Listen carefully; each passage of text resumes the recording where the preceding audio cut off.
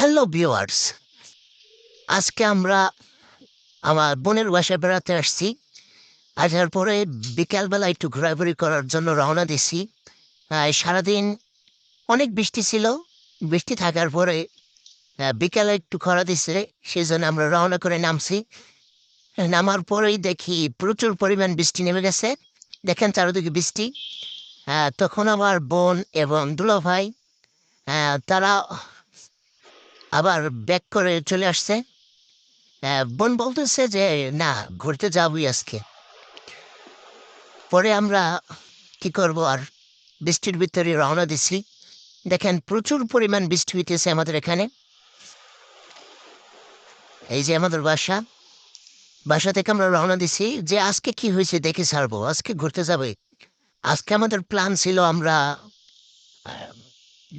আমরা new market অনেক সুন্দর একটা রেস্টুরেন্টে যাবো। নতুন একটা রেস্টুরেন্ট করছে ওই জায়গায়। কিন্তু সেখানে যাওয়া হবে না। পরে আমাদের প্রোগ্রাম চেঞ্জ হইছে। তাদের বাসা আমার বোনের বাসার পাশেই এই যে এই রেস্টুরেন্ট আছে। পরে আমরা এই রেস্টুরেন্টে আসছি। আর দুঃখের বিষয় হলো যে আমাদের কাছে ছাতি ছিল একটি। পরে আমার দুলা ভাই আমাকে ছাতা দিয়ে, এটা তার বাসার কাছেই রেস্টুরেন্ট, আমার এই ছাতায় করে নিয়ে আমাকে আগে দিয়ে আসছে। পরে সে ছাতি দিয়ে আসছে। দিয়ে আসার পরে আমি তাদের জন্য অপেক্ষা করতেছি।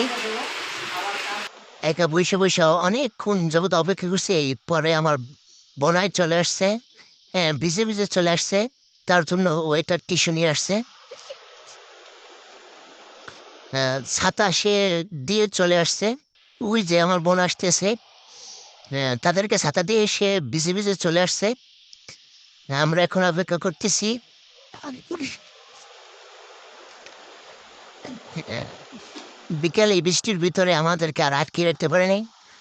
পরে আবার হইল কি, আমরা যে জায়গায় বসছি রেস্টুরেন্টের ভিতরে, দেখি ওই জায়গায় পানি পড়ে।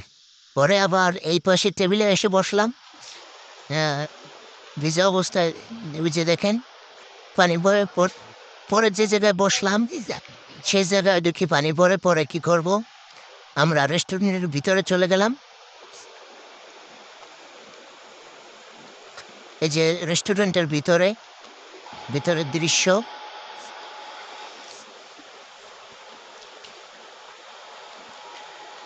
ঘুরে ঘুরে চারদিক দেখাইতেছিলাম, তখনই দেখি ওই পাশে দেখানোর মতো মানে পরিবেশ নেই। পরে আমরা অনেকক্ষণ অপেক্ষা করতেছি।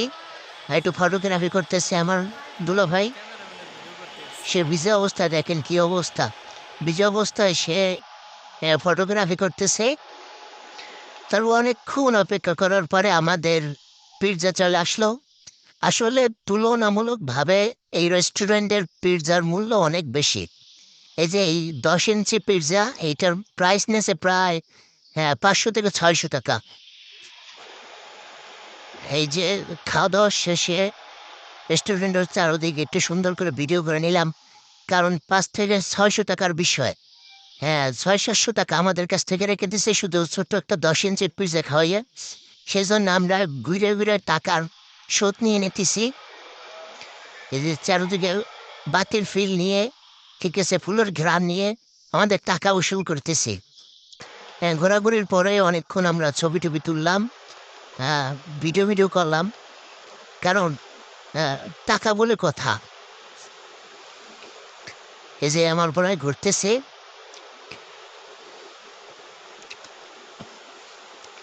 ওই যে ঝর্ণা ছেড়ে দিছে।